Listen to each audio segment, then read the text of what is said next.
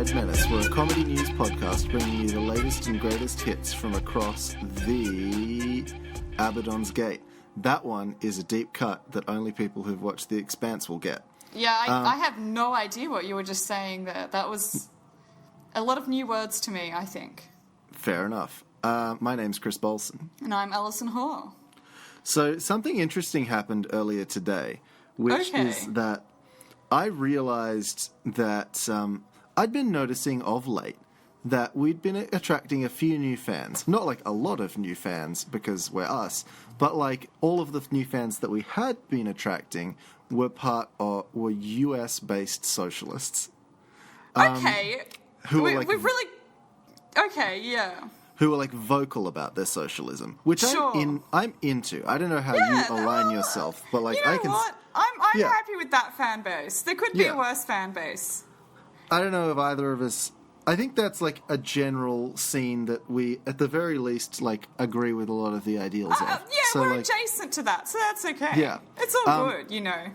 Now, I did a little bit of research about this, and I've realised why this is. So there is another podcast with the same title as ours. Yeah, I did realise that a few weeks ago when I was trying to show one of my Indonesian friends the podcast. But it's just called Red Menace, not The Red Menace. Well, we have these. We have the. Yeah. I'll say this. We were first. We were first. Because when we made this name, we did look to see if there was another podcast with the same name, and there wasn't. And obviously these people either haven't done that or have done that, seen our podcast and said, nobody gives a fuck about that, let's do it anyway. Yeah, I feel like either of them could be true. I also feel like their content, from what I can gather, is a lot more serious than ours, maybe? It seems a lot more serious, but it also seems a lot more well-researched and, like, effort is put into it. Yeah, well, good on them for, using the same podcast name and doing something a lot more serious with a lot more research and effort, instead of just making a punny name about your hair colour as your podcast title. I have enjoyed the accidental SEO benefits that it has lended us. Well, thank you very much to this random other podcast for improving our search engine optimization. If you haven't realised it by now, all of our new listeners are people who wanted to find that podcast and accidentally fucked up and found us instead and decided that they enjoyed our bullshit enough that they were going to continue listening. Yeah, well, I hope you enjoy this trash that we're creating now, just for you. One thing you might not know about me, Alison, is that I'm extremely litigious. So obviously I have contacted my lawyers to resolve this situation post-haste. Your lawyers plural, because clearly you are the kind of person who has numerous lawyers, not just a single one. I'm just saying that I'm going to take these fucking commies to the bank. And it's not going to go great for me because I can't imagine they're super wealthy, but they are far more popular than us. Well, so they may have a few dollars, so you may be able to get like a cornetto or something out of it. I will accept payment in Twitter followers. That's all I'm saying. I will accept payment in cornettos, because I could go for an ice cream right now, but... I could too, actually. I have a cup of tea in front of me, which means that... Let's pause the recording and let's go get ice cream and come back. All right, wait a second. All right, so the recording's paused. I'll be back in a sec.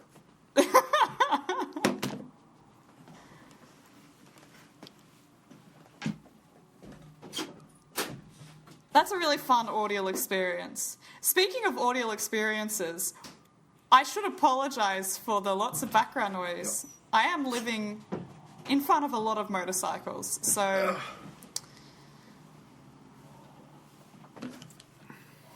Okay. My body is ready. While you were gone, I did make an official apology for the motorcycles, the many, many motorcycles that cameo in my audio. Oh no, I got a brain freeze. Ah! Because I thought while we're doing the ASMR thing, I should explain some of the unintentional motorcycle ASMR that has been happening in the past few recordings. Alison selfishly moved to Jakarta, and it turns out that Jakarta is loud.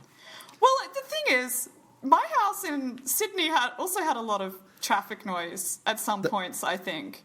That's true. At some point, there just wasn't a lot of, like, vroom-vrooming motorcycles. There was probably more, like, beeping cars. Slow vrooming trucks and things like that. Yeah, exactly. Well, the problem was that, and this is a little bit of behind the music editing knowledge, is that I could get rid of a lot of your old traffic noise just by removing the bass, because a lot of it was like sort of sounds. Yeah, and sure. That did have the unfortunate side effect of making your voice sound quite high pitched and okay.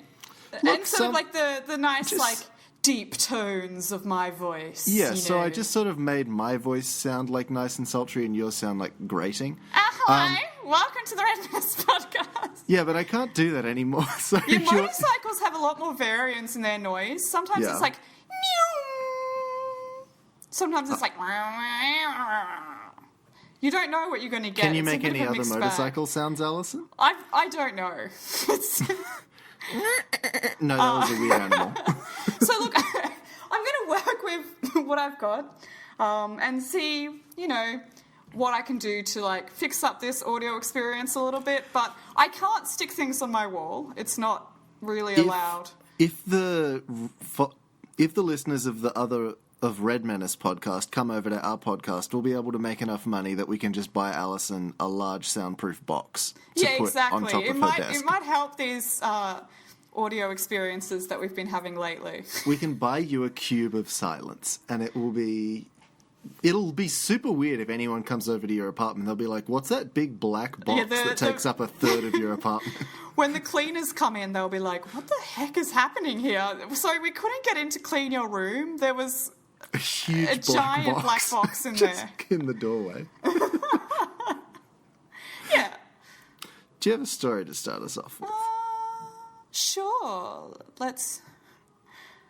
Before we started recording, you bragged about how much content you had. I did have content, but I'm just trying to find them all because I did do it. Okay, here we go. Got it. So last week, actually, I've got a bit of an update story because we did talk about Ooshies last week. Yep. Which we know are all the rage here an Ooshie there in Australia. An Ooshie that had been abandoned on the footpath, left to die. Now, was it a rare Ooshie or was it a standard Ooshie? I would have no way of knowing that. Now, did it look like shit? Yeah, it looked like it had been trodden on by about 30,000 people. Well, that probably adds to the value, I think, because it's one of a kind. That's true. It's a lived-in Ooshie. So I happened across this story. I happened across it yesterday. By the way, we're recording this super early this week. So if you send us a story after Tuesday, sorry, it won't be until next week. Yeah, we recorded the previous podcast 3 days ago. We're very fresh today. So I found this story yesterday, and it was about an Ooshie. And again, it's on 10 Daily. I feel like 10 Daily has the Ooshie sponsorship content happening here. I know last week I made a lot of hubbub about how terrible the name is.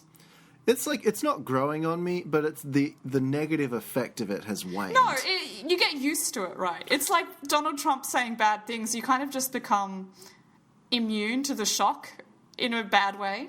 There's an episode of the TV show Rake where the lawyer man whose name Richard Roxburgh's character has one of his clients is accused of bestiality with his dog. And there's videos of it. That's really not ideal. And so the concept is that everybody watches the video and they're horrified. And his theory is that if they show the video to the jurors so many times that they become desensitized to it, they will let him off. And it does work. That's not ideal. That's quite grim, really. No, but it's worked with Ooshie, so I think Richard Roxburgh knows what he's talking about. Ooshie and bestiality are essentially the same thing, is what I'm basically I'm saying here. They're crimes on equivalent levels. Okay, sure. So this story that I'm telling you today, well, the first story that I'm going to say, because it kind of has an update that comes, let's say approximately 9 hours later. So the first story from 10 Daily is by Valentina Todorowska. That's a great name. It's a great name. Valentina just sounds like a vampire slayer's name, I think. Ooh, yeah. Anyway, she's like a sexy, sultry vampire slayer. So I'm going to, next time I create an online video game character, I'm going to name her Valentina, and I'm going to go online and try and lure in nerds and be like, hello, my name is Valentina. and see if I can... Sorry, what was that accent? It was somewhere between Russian and Amelie. Okay, that wasn't what I got from it at all.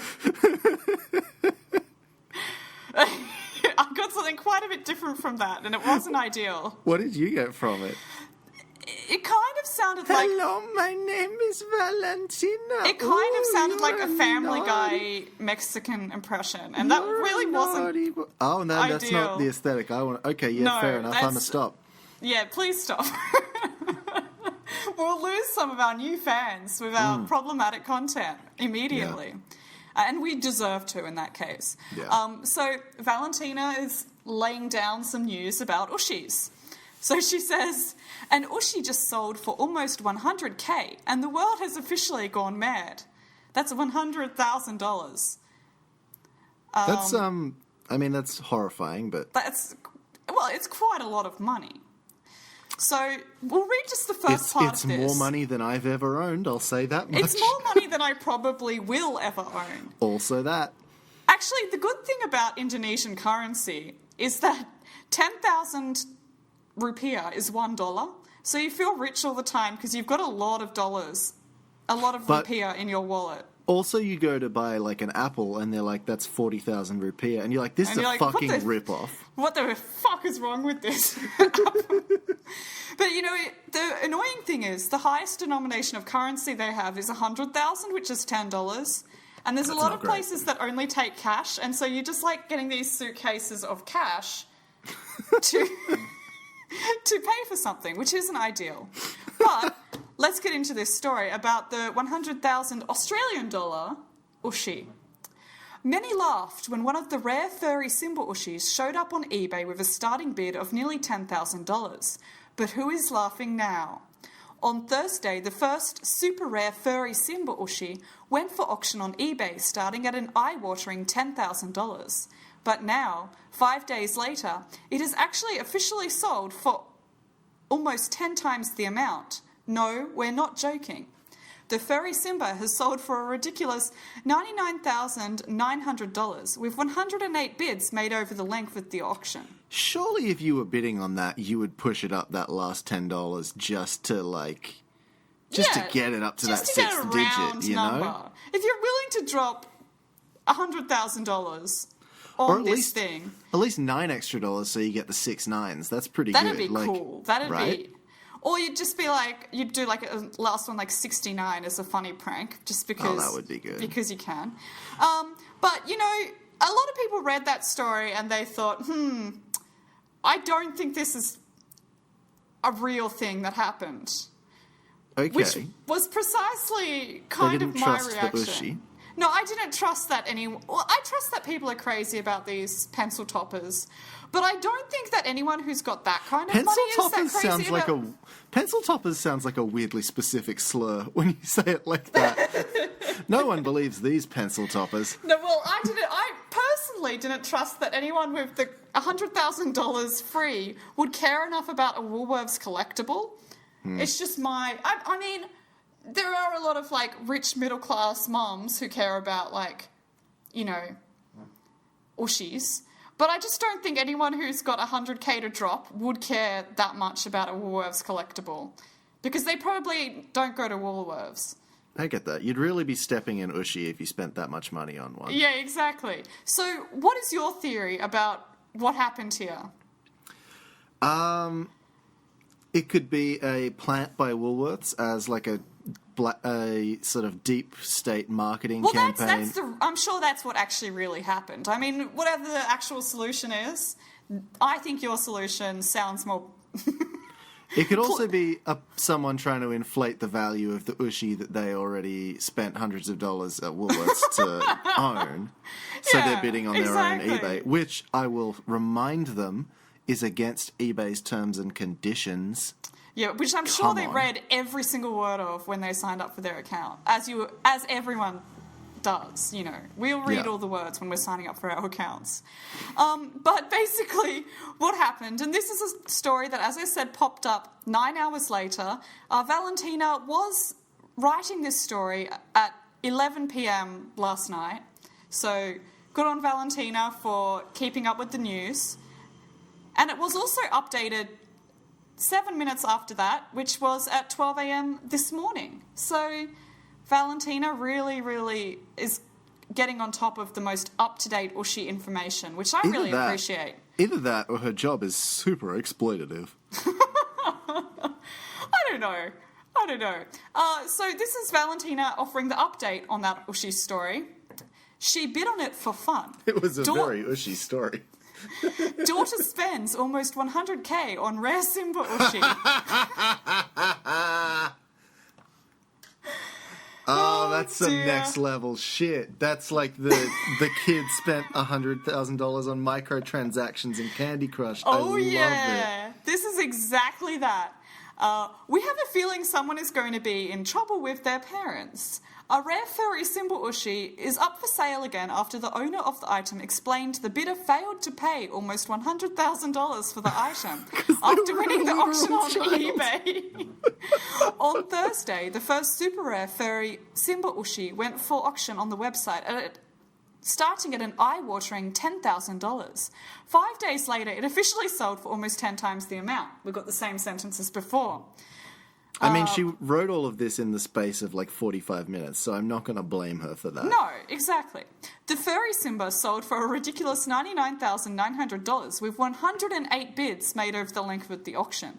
But the seller said the item is back on eBay after the winning bidder failed to cough up the cash. The bidder said his daughter just bid it for fun, so we have to cancel this order and relist again, they told 7news.com. The seller, whose identity is unknown, said they were annoyed some users were taking the sale as a joke. So now I want to bid on this new auction as a prank too, but I'm not a 10-year-old child, so I probably can't get away with that. You know how sometimes when you go to the shops and you just sort of like impulse buy something because you're feeling down, this might just be me, but you impulse buy something because you're feeling down, and you're like, I need to get out of this situation, but I can't. Had I known that I could just be like, no, but money's so complicated. I need to talk to my mommy about it. Yeah, if I had known I could just do that to get out of it, and then they would be like, all right, we'll reverse the credit card charges, sir. We don't want to talk to this baby anymore. As far as buying things to make myself feel better, I always have a tendency to buy, soaps and stuff. Just kind of That's household cleaning supplies and soaps and, even though I already have, a perfectly good thing of shampoo, I'll buy another shampoo just because, I don't know. So it's practical impulse buying, but also I don't need it at that point in time, so I don't know why I got it. I think that's more useful than mine, which is just, it's food mostly. Well, you need food to live. That is true. Is there any more to this story about the child billionaire? No. But it does go in to say that, many people guessed that that's exactly what happened on social media. But I must say, I'm astounded that there was more than one person bidding on that to get it that high, though. Yeah, it's very disturbing. Was it numerous children who stole their parents' phones playing on it to get the Ooshie to be that expensive? No, I think it was one dipshit and one child. And that dipshit hopefully has had time to reconsider their life choices. I just want to know how, it got that high, and then the dipshit was like, oh no, this is too much for me. I feel like at that point, you're in for a penny, in for a pound. Maybe the dipshit was like, oh shit, someone else is competing, it must be worth this much. Maybe the dipshit only has $980,000, so that when the kid pushed above it, he was like, oh no, I actually can't compete at this level. It's like, oh, this is too highball for me. Yeah, I don't know. I don't know what happened there. It's a weird situation. I have a story that I will bring you, but firstly, I just want to tell you a very funny headline that This is not a story that has enough content to it to actually have us do a bit. I just want to draw our attention to this BuzzFeed article that I found. So this is by Claire Easton, and the headline is 17 Truths You'll Understand If You Ever Dated a British Backpacker. That's very specific. Yes.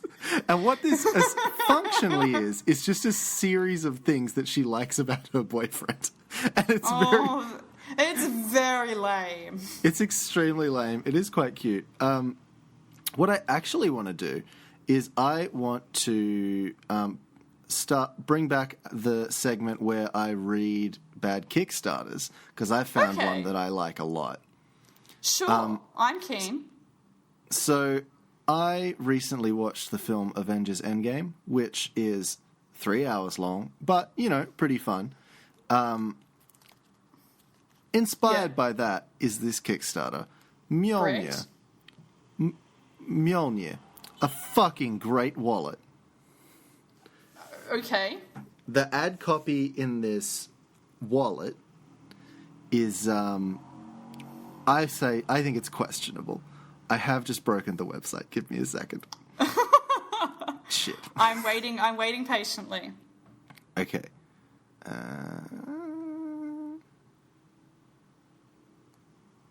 Sorry about this. No There we go. worries. Figured it out. Okay. So, in a nutshell, we design and craft awesome EDC designs at affordable prices. With 3 successful fulfilled campaigns, we bring you our 4th, Mjolnir. And yes, we are huge fans of heroes. And so I hate these people already. So then there's an image of a fairly plain-looking black wallet on a marble table, and someone puts their hand down near the wallet, and the wallet shoots across the table like Thor's hammer and lands in the person's hand. Then under that is captioned, "Yes, we are worthy. Lol." Sorry?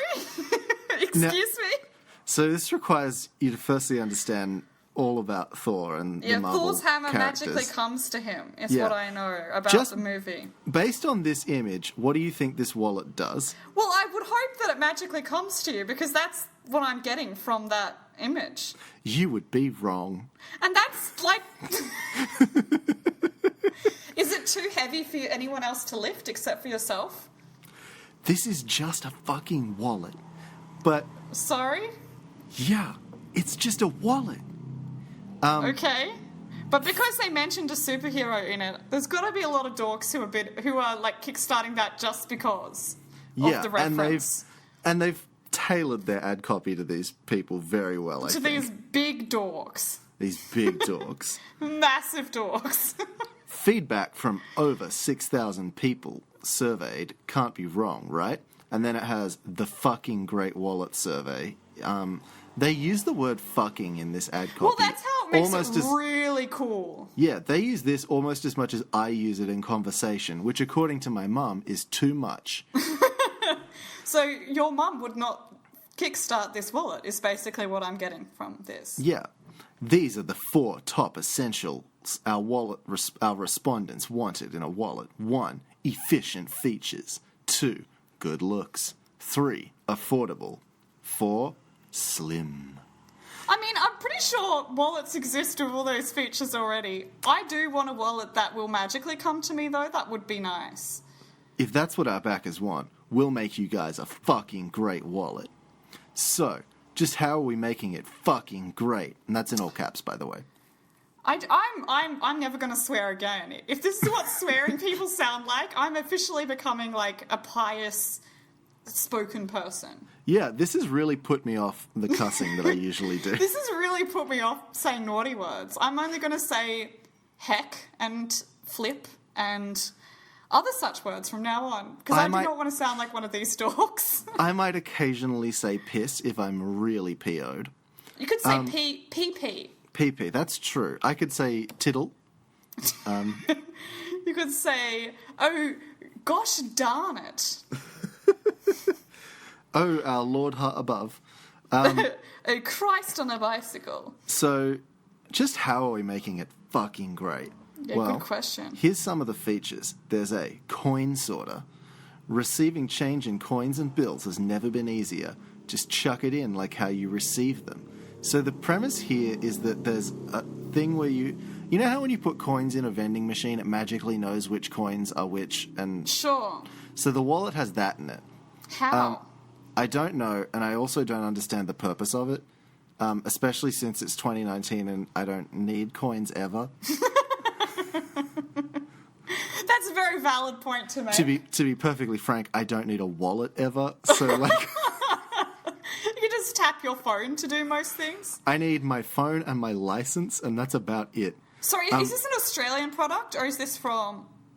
I believe this is American just based on the ad copy, but sure. I'm unsure. Now, what I'm getting for that is Australia has weird, like, the 50 cent coin is not a standard shaped coin, nor a standard sized coin. And I'm not sure that the American wallet system, even with its high technology, they would reject would have the coin. capability to support Australia's obscure shaped coins. I'm going to message these people and be like, excuse me, does the coin sorter have octagonal support? Yeah, if it doesn't, then it's basically xenophobic against Australians, is what I'm going to get from here. So another quality it has is quick draw. It's really fast and looks really cool, period. It's not explained how. I'm just... It's fast? It's a fast wallet. It's a fast wallet, okay. So I like that they use quick draw just so that like you can feel like a cool, sexy cowboy with this wallet. Now, I get one of like the extra like push goals. What is it called? The like extra goals? Push goals? The stretch goals. The stretch goals. That's what I'm looking for. The stretch goals. One of the stretch goals could be like a holster for your wallet that you like clip around your body like a belt, and then you what if they had whip like it out. And just wait for this because this is pretty fucking exciting. What if they had like a chain that would connect to like one of the loops on your jeans? Fucking bring back the 90s with the wallet chain jeans. Other features. But also the jeans have to be like hanging so low that your underwear is fully exposed. Yeah, no, obviously. Because that's how jeans are worn in this era. You have to look like Lil Wayne. There's nothing, yeah, exactly. There's no reason. And the wallet chain has to be really long, so your wallet is almost dragging along the ground like a little doggy that you're taking on a leash. So other features are anti-drop. Enough with the GPS or Bluetooth tracking wallets. If it leaves your pocket, your dollars is as good as gone. So you can't drop it, apparently, which is impressive, and challenge accepted, frankly. Immediately what I want to do is just drop the wallet. Slim. Everybody loves sexy slim. It's as slim as a Sharpie. And the image that they've used... Are they fat-shaming wallets? Is that basically what I'm getting from this? There's a little image that goes along with this little paragraph that is of a feminine body, and it's quite curvaceous, but the waist is very much pulled in, and there are two little arrows sort of pointing in at the waist as though like pinched like a corset. Yeah, it's extremely bad. That is extremely sexist. It's not great. But they know their market, right? Because they're targeting this to, like, sexist Marvel dorks who will watch anything as long as it's got, like, a little superhero stamp logoed onto it. Unless it has women. This next bit is comfortably the best bit of the whole thing. I'm excited. So it says, what if proof? Life throws us 999 problems. We've just reduced it to 990 for you. You are welcomed. Firstly, that's bad English. Secondly, the picture that accompanies this, there is an image of a single key, a pen that is inexplicably the same size as the key, 2 SD cards, and a condom. Because... the condom is attached to the wallet, or it's in the wallet? I believe it's in the wallet, because if you have this... People who buy these wallets, fuck, Alison. If you say the word fucking a lot in your ad copy, then it just shows Can you what just imagine an absolute boss you are in bed. If you saw someone pull out the fucking Mjolnir Thor wallet, like you just look at that guy and you're like, oh, this guy fucks. So this is the scene. This is what I'm imagining. The guy goes home with the girl to her room, and then he's like, they've taken off their shirts, it's getting a bit hot and heavy. He reaches into his pocket and quickly draws out his wallet with the quick draw action. It makes like a whoosh, like a gun sound. Like a sword being unsheathed. Yes. And then, he gets distracted because he's like, did you see how fast my wallet came out of my pocket? And the girl's just like, yeah, can we hurry this up? You know, And then I'm he waiting. says, that's not the only thing about this encounter that's going to be fast, if you know what I mean. And then he proceeds to show her that all the features of it and that it can't be dropped on the floor. And He says, this wallet is so slim, just like your waistline. It's great. And then he drops his wallet on the floor because, unfortunately, all wallets can be dropped. And by the time he turns around, the girl is gone for some reason. Who knows why? Who knows why? And it's unfortunate because he did bring his condom and he really was worried. But he also put the condom in the same pocket as, like, a pen, which has poked a hole in it. He put the condom in the coin sorter, and the coin sorter filtered it down into the 20-cent coin section. Actually, into the 5-cent coin section. Yeah, I was going to say, let's be honest, the 5-cent coin section. The 5-cent coin, for our new American fans, is a very small coin. It's like a thumbnail-sized coin, depending on the size of your thumbnail. Yeah, if you've got massive thumbs, then I guess not. But, let me just see. I'm just going to look down and see if the Mjolnir has any stretch goals. Now, okay, there's some pictures to later on. Okay. So one's of 3 sort of like hip-looking people looking at photos in an art gallery. That's pretty cool. One of them's of a bag that's like black leather and a watch and like a black leather skull mask, just like normal stuff that everyone has. And then the next one is of 2 people having sex. And then there's a wallet on the bed next to them and a label that says Mjolnir, it's a fucking great wallet. And then under that it says, looks so good that you just want to take it to bed. ... Sometimes ... I don't know what this person's into, but I'm just saying that I personally am not into that. No. I'm not turned on by wallet, and I don't know if that's going to shock anybody. Yeah, look, it's not ideal.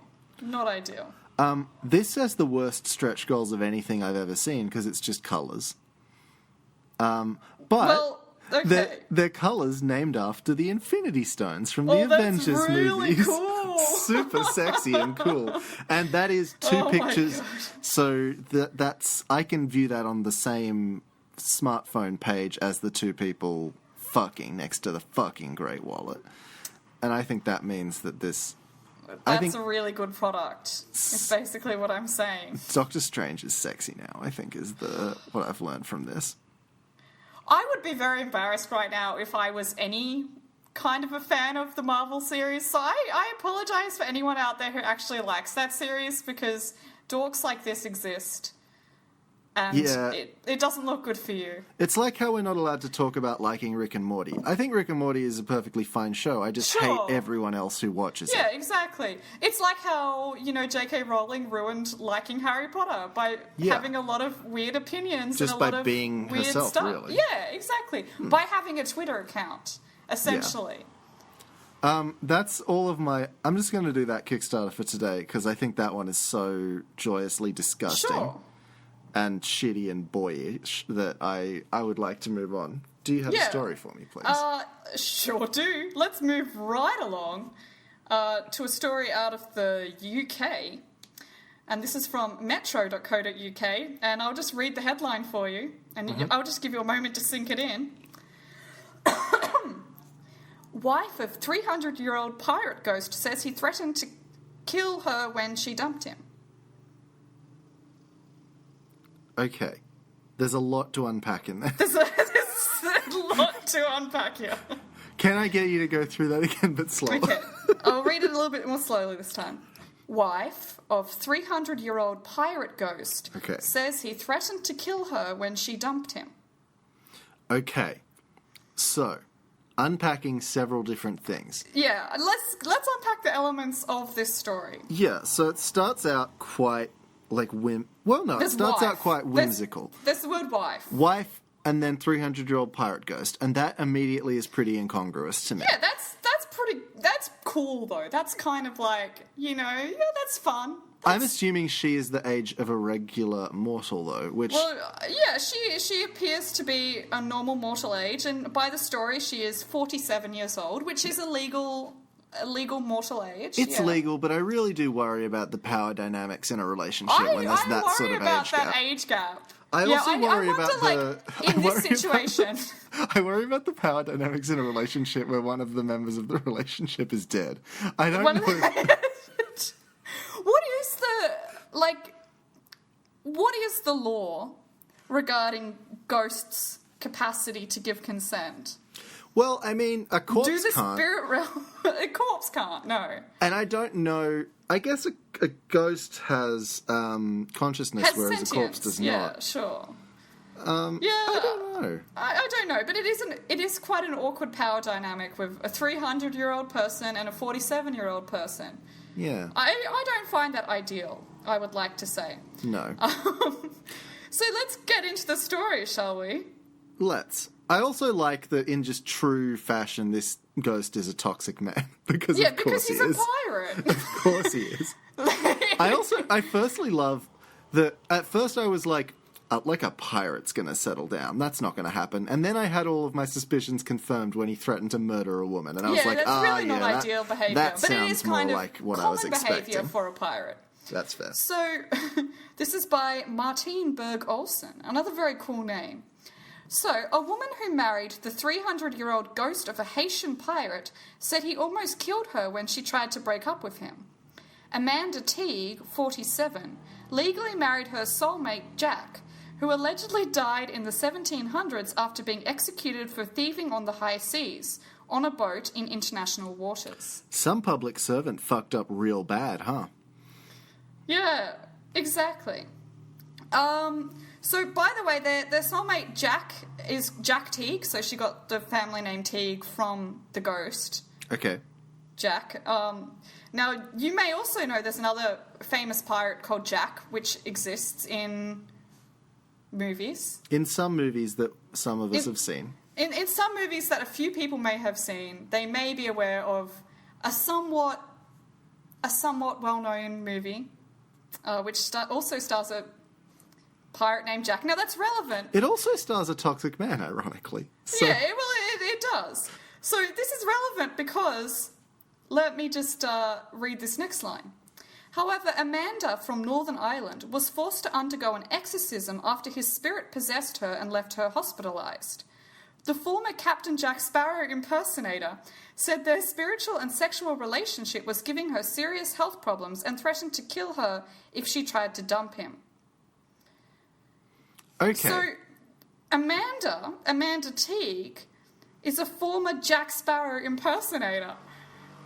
Well, I mean, I guess that makes sense. Like, you meet people through work, you know? Like... Yeah, exactly. And perhaps this Jack Teague was like, hey, you know what? It's not ideal that you're impersonating a character who is played by a toxic man. Why not get the real thing? Yeah, and she's like, well, you are a ghost, and I don't think that's great. My problem with the ghost relationship, and when we talked about the power dynamic, is I don't want to date someone who, if they get mad, can possess me. No, I don't want to be possessed by someone. Because, ideally, you would want to trust someone to not possess you, but, we've all had bad experiences, and I just, early on in a relationship, I feel like you just don't want to risk, a possession, or, if you're dating, a werewolf or something, I don't want to risk lycanthropy. Yeah, it's just not something you'd want to catch. I know it makes me seem close-minded, but I think I just want to stick to humans. I don't know. It just seems all a bit too dangerous to me. Can I throw it out there, though? Her wedding picture is fucking great. Honestly, not ironically, she's there in a really, actually, very beautiful wedding dress with her long veil. And because ghosts don't show up on camera, that's it's a legal known fact. Yeah. Instead of the ghost vampire. Jack being there is a really sick pirate flag just standing next to her in her beautiful dress, and it is a very good photo. That's so fucking dope. Kudos to the people who took that photo. It's like she's getting married to the pirate lifestyle. Exactly. That's exactly what she's doing. She's making her, she can't be a Captain Jack Sparrow impersonator anymore after it became problematic.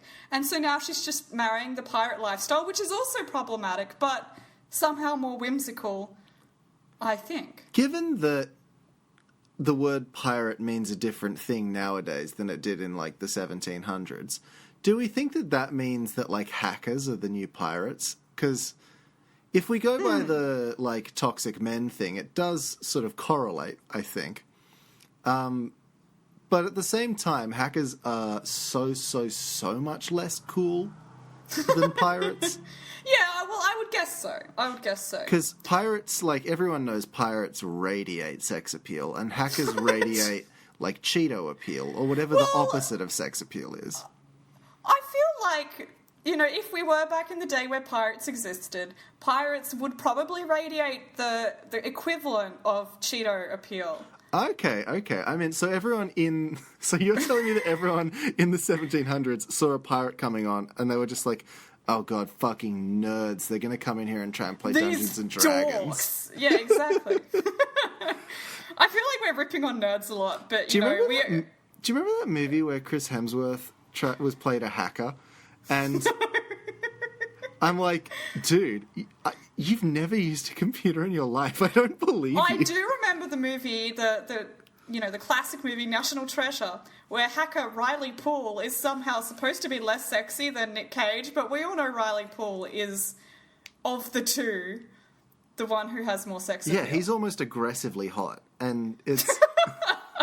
And the entire movie is Nick Cage telling us that Riley Poole is not sexy. And Nick Cage is aggressively questioning.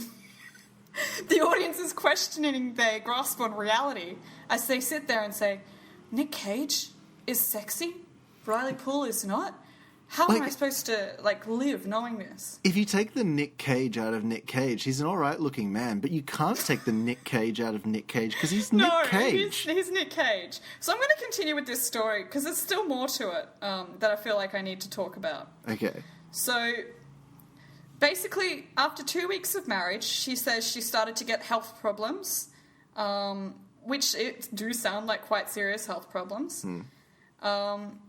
So she said after about 4 or 5 months in, when things started to go really downhill, I went back to some of the people that had communicated with Jack. I know one of the symptoms of possession, and part of it is ill health. So I was concerned that it was to do with the relationship because of the timeline. But I was assured that he was a lovely spirit who wouldn't hurt me. Just hang on 1 second. The most important thing in any relationship is communication. And she needs an interpreter to be able to speak to her husband. That seems flawed in of itself to me. It does seem flawed in of itself. And the fact that this interpreter's like, no, Jack's a good guy. Jack's a great bloke. Jack had never hurt a lady. He was executed for pillaging, and part of that pillaging did involve hurting a lot of ladies, but he's a nice guy. He's changed a lot. That's just what they did in his time, you know? He's just from a different time. Exactly. But she said here, after her dog Toby died, Amanda said she had spotted a major red flag about the relationship. Now, I would like to hope that the fact he was a pirate ghost might have been a red flag, but... I really like the idea of, wait a second, some of my plants died recently, and I'm going to, the next time I see Jess, say, this seems like a bit of a red flag to me. This is a bit of a red flag. I think and then you'll say to Jess, look, Jess, I know you are literally a ghost, a ghost Viking or something, but, the fact my plants died is the red flag in this situation. Yeah, so, I think that because of the dead plants, I am going to have to really rethink this relationship, because I just don't know if it's for me, because my lavender plants is not alive anymore. Which is really quite sad. It's definitely not because I gave it the wrong plant food and killed it accidentally. Yeah. Well, that's not great. You shouldn't give the plant the wrong plant food. You should know your plant is gluten-free and that you shouldn't feed it things with gluten, because it gets a little bit bloated and gassy. I gave it... I watered it with milk and then it shat everywhere. It was... Oh dear. Well, that's all there is to... the plant shit smelled like lavender, so it could be worse. Well, lavender milk. That sounds like a nice thing. That's all there is to this story, really. There's more to it, but I don't really want to go into all of these bits about her health problems, because it does sound like quite a serious... That sounds very... Yeah, I don't want to make fun of her serious. for that. And look, Amanda, she broke off her relationship. Good on her. I hope she can get over her health problems and become healthy and maybe meet, a nice ghost who's not a pirate. maybe like a ghost accountant or a ghost, like, I don't know, a ghost something that's not a pirate. Like a ghost HR manager or something like that. Whoa, HR managers. A ghost executive assistant. We have different types, it's fine. Can I? A ghost, the least problematic job I can possibly think of. A ghost fireman. Oh, yeah, okay. Yeah. Firemen. They put out fires and people don't die. They rescue cats and they look sexy doing it sometimes. Well, there you go. Amanda, I hope you find a ghost fireman who will make you feel a lot happier in your life. This is a story from news.com.au, and the headline is Luggage Exposes Family's Sneaky Secret. Okay, sure. This video, which was posted to social media, shows the family getting caught red-handed with luggage bags full of towels, a hairdryer, and various toiletries that they pinched from their hotel rooms. Oh dear. The incident, which reportedly happened in Bali, has gone viral online and viewed I'm sorry, by they're thousands. stealing towels from a Bali hotel? They are. That it's is classy. Very Australian. I would like to apologise to the country of Indonesia, which I exist in right now, on behalf of this Australian family stealing towels and hairdryers. I would like to apologise on behalf of Australia for just the fact that we waltz into your country, get fucked, throw up in the street, and then steal shit from your hotel rooms. And I think that's really our whole not an brand. ideal. Although we would also like to say you're welcome to the Bintang singlet retailers who make a lot of money from our people. In the 2-minute video, hotel workers haul the tourist's bag onto the streets from a parked car before opening the bags and exposing what the family had stolen from their room. Sorry, I will pay. Extra money, I will pay, a man is heard saying, as employees ask him to explain why hotel items, including A, hairdryer, soap dispenser, mirror, and jars, were found in their bags. Sorry. That's a lot of items. That's a lot of items. What? A soap dispenser. Yeah. Okay. So, I mean, if I'm being honest, I've stolen shampoo and little soaps from every single hotel I've been to ever. I've stolen a lot of like razors and hairnets and all those kind of things, but they that's are normal. the like free complimentary things that you are allowed to bring with you. It's never It would be occurred different to on the me- other hand if you took the lamp and the pillows and put them in your bag to take home. Unscrewed the TV from the wall frame. Exactly. But at the same time, this is just taking a very minor, normal crime that most people do and just kind of turning it up to 11 a little bit. It's like, you know how lots of people in Woolworths will put the brown onion through as the red onion on the self-checkout. The other way around. It's like, okay, that's acceptable. That's an acceptable crime. On the other hand, if you take the cashier and put them in your car against their will, that's kidnapping and that's frowned upon. Yes, if you kidnap the cashier and hold them to ransom against Woolworths, that is going to be an issue. And you say, you put your finger guns, because you're in Australia, to their head and you say, oi, give me all the red onions in the shop or I will kill you. That's also frowned upon. And then they say, oh, what are you going to kill me with, your finger guns? And then you pull the trigger and boom, it turns out you had psychic powers all along. Turns out you were I-boy. Fuck. Let's continue with the story. So I just want to... There's not much more to the story, to be honest. I was just very taken by this idea of, like, what shit you could steal from a hotel room. Like, I feel like you could take the sheets off the bed would be a good one, presuming they had the right sized bed. I personally would not want to take hotel sheets. I don't know what people have been enjoying in that bed. They could have been eating they've been food with enjoying gluten. each other's bodies almost certainly. But what I'm saying is that instead of just like taking it for yourself, what you do is you just every time you go to a hotel, Jesus, you set up several Gumtree ads for all of the various like objects in the room. So it's like, okay, even if you don't make a huge amount of money, if you like make back the cost of the hotel bill by selling the TV and the sheets and the mattress and the table and the lamp and the bed frame and the shower door, Like, I think you can really, like, get some good value out of your travel. Well, you could.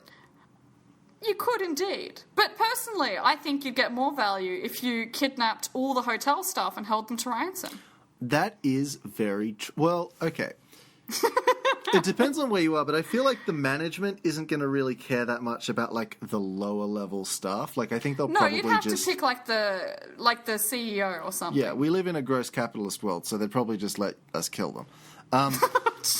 So what we've got... Yeah, I like bring back memories of when I worked at Boost Juice. I'm fairly confident if I was held to ransom... They would have just let you be killed. Hey, we're going to kill your shop assistant if you don't give us an extra large smoothie for the price of a large one. And he'd probably be like, well, you didn't pay for an extra large smoothie, so I guess she'll just have to die. And then you say, well, unfortunately, in this hard juice world, there is always collateral damage.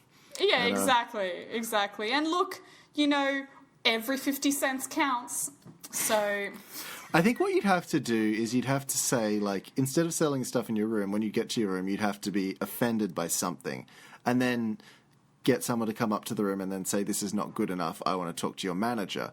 And then when they come up, say, I want to talk to your manager. And just see how high... everyone is not good enough until you get to, like... You need to get the king of capitalism, who is, like, the ultimate boss. You have to get to the top. And then you have, like, a fight scene. You have to get to as high as they'll let you go, basically. And at the point where they stop saying, no, I will not let you talk to my manager, that's when you kidnap that person, because they're able to make that executive choice. Or they say, yes, I am the manager, and you're like, okay, you are the top person. You are the top person, now get in the trunk. And put these wires around your wrists. Sure, why not? I'm happy to help out here. Every 50 cents counts and you're just doing your little bit. I will tip them after I kidnap them. I'm a gentleman that way. But you will tip them in chewing gum. Should we wrap up? Yeah, we should wrap up. Oh, but before that, actually, Chris, you may have noticed today going around the news that someone has been trying to get in touch with you in Frankston. Sure, okay. Let's... I'm not going to go too much into this story because we are running out of time, but going around the news today, there is in Frankston, which I believe is in somewhere? Melbourne? I don't know. Sounds familiar. Where is Frankston? I feel like I've heard about it in a Whitlams song, so probably Melbourne. I'm just going to quickly Google it. We can cut this. I don't know, I had my really great Whitlams joke that everyone's going to appreciate, so I think this has to stay in the podcast. Anyway, so someone in Frankston has been doing graffiti all over the town. There's various photos included. There's one here on one wall, another on another brick wall, one on a bathroom door, another on a community barbecue, another on the floor of the community barbecue. And they all say, Chris, you need to talk to me before baby is born, or don't bother after. Shit. And all of the graffiti... Oh no, my lifestyle's coming back to bite me in the ass. It says here that photos of the message posted to the Frankston Community Notice Board Facebook page were shared more than 10,000 times, and someone commented with this appeal, Chris, can you please just call her before she destroys the whole city, the post said. I didn't mean this person's to. trying to reach out to you. I just went to Frankston and obviously I radiate sexual appeal. What do you want me to do? Well, they don't necessarily say it's your baby. They just said, please, you need to talk to me before the baby is born. The baby could be the Antichrist, and you are, the person who is there to save the day. Or Chris is a really good carpenter, and they want Chris to make the bassinet. It's really important that it happened before the baby's born. Okay, so you'd better get on to this person, Chris, because they are doing a lot of graffiti trying to get in touch with you. I was just in Melbourne. They could have talked to me then. God, inconsiderate. There you go. That's all there is to it. And indeed, it finally loaded. Frankston is a suburb in Melbourne, in Victoria. Yes. There we go. Thank you, everybody, for listening. Follow us on Twitter or Instagram at Red Menace Cast, or on Facebook at The Red Menace Podcast. The is very important, apparently. The is very important, yeah. Tell your friends to listen to the show. Tell the people who listen to the other educational, not as good podcast. I'm sure it's great. I'm sure it's an excellent podcast, and one day I will listen to it, and I'll be like, geez, this podcast definitely deserves you won't, them. because we're going to get it taken down with our legal might. with our many lawyers that we've got working on this right now. Have. Yeah, exactly. And we're going to trademark this common phrase that existed before we made our podcast. Yeah, we have to fight Ronald Reagan for it, but we are going to be like Kim Kardashian trying to trademark the word kimono. But we've got more legal power than she does, so I think we'll be okay. Well, I mean, if Taylor Swift can trademark the phrase "this sick beat," then anyone can do anything. I'm sorry, is that a thing that happened? That is a thing that happened, yes. Oh, dear. Yeah, Taylor Swift has that one. Hey, did you hear in, like, Taylor Swift news?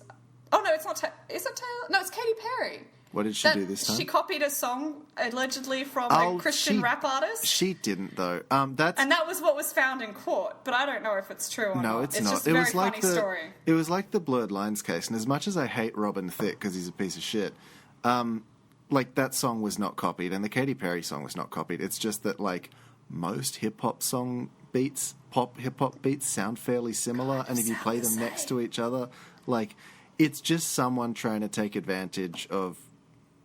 I don't like Chris, defending... I'm sure this Christian rap artist was very successful. I did a music degree. I feel like I would actually be able to say with some semblance of authority that this is bullshit, and this is bullshit. This is just like legalese ignoring art and the fact that... in this argument, Chris, you're either choosing between Katy Perry, who I did talk to on the phone once for a story I was writing, and she was polite enough, and a Christian rap artist. So I don't think either of them are particularly people you would necessarily be jumping to defend. That's true. At the same time, the Christian rap artist sounds like they're very successful litigious, so maybe we should take a few leaves out of their book and sure. And maybe I'll say to my good mate Katie, who I did talk to on the phone once, that, hello, Katie, if you're listening, we would like some sponsorship for our podcast. Can you also tell her that I like her new music more than her previous music, and keep up the good work? Yeah, sure. I also want to tell our other sponsor, Nando's, that I did have Nando's for dinner, and it was very good. And my sister now works at Nando's, the other one who lives in Melbourne. Oh, good for her. This has been a long wrap-up, but we should probably actually wrap up for real. Yeah. Thank you for listening. Viva la Nando's. Good luck and good night. Good night.